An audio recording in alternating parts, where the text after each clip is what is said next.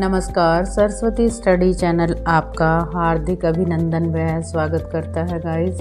आज की जो हमारी कविता है वो है सत्कर्तव्य, जो कि क्लास 6 की है।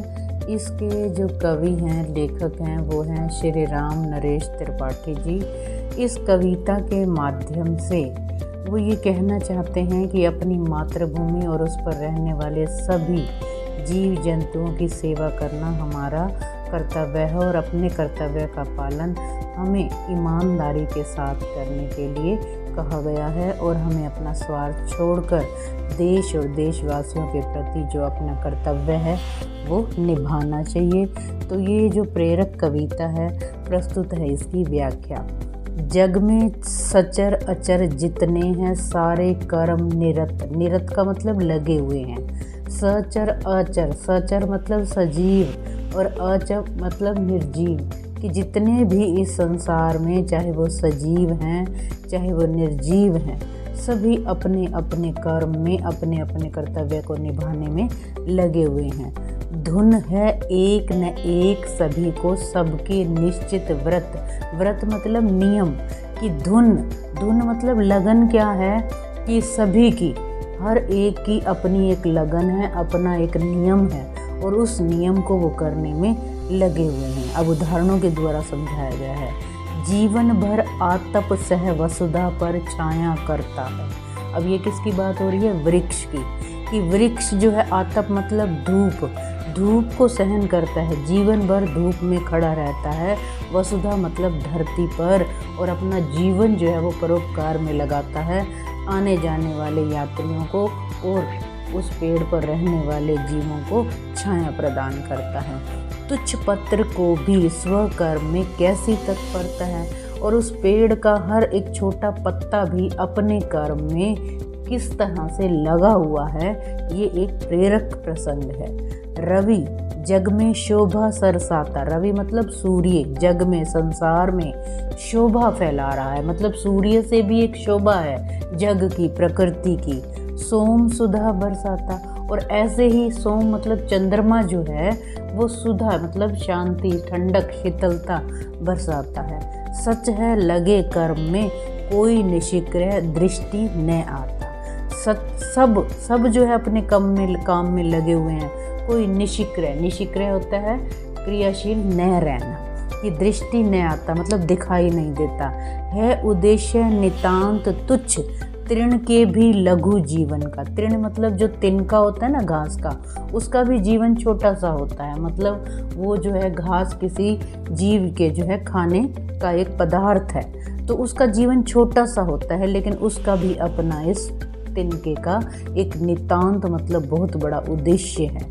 उसी पूर्ति में वह करता है अंत कर्म में तन का, कि उस छोटे तिनके का जीवन छोटा होता है, वह किसी न किसी जीव का खाद्य पदार्थ बनता है और उस कर्म को वो पूरा करने में अपना जो तन है वो लगा देता है अंत तक। तुम मनुष्य हो अमित बुद्धि बल विलसित जन्म तुम्हारा, और तुम तो, अब यहाँ पर कवि क्या कह रहे हैं कि तुम तो मनुष्य हो और तुम्हारी जो बुद्धि है ना वो अमिट है, अमिट बहुत विशाल है, बल है तुम्हारे अंदर, विलसित जन्म तुम्हारा, तुम्हारा जो जीवन जो है ना वो बहुत, कहते हैं ना कि सौभाग्यशाली है।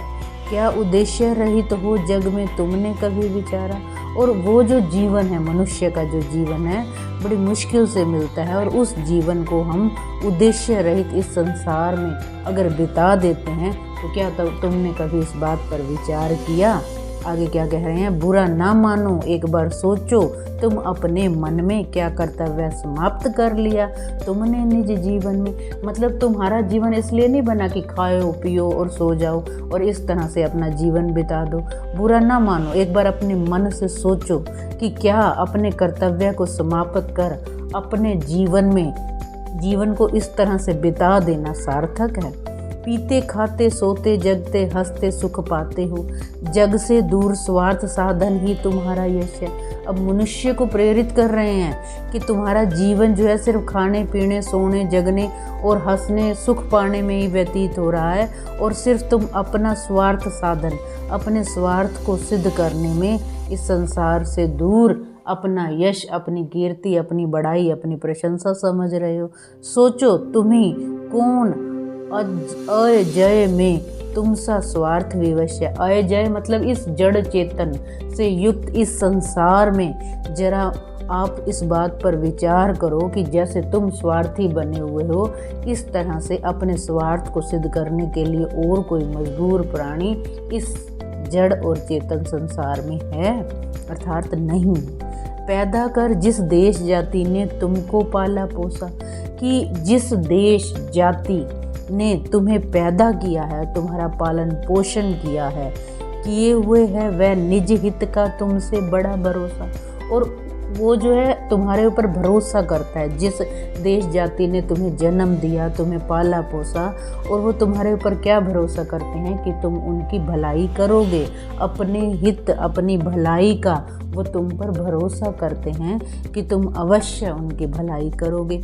उससे होना ऋण प्रथम है, सत कर्तव्य है तुम्हारा।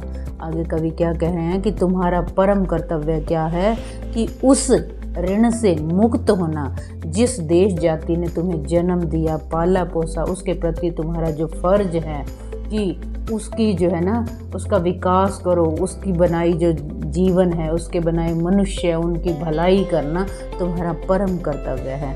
फिर दे सकते हो वसुधा को शेष स्वजीवन सारा, और फिर ही तुम इस धरती को अपना सारा जीवन जो है वो न्यौछावर कर सकते हो, और ये आपको करना पड़ेगा। तुम अपना स्वार्थ जो है ना वो सिद्ध मत करो।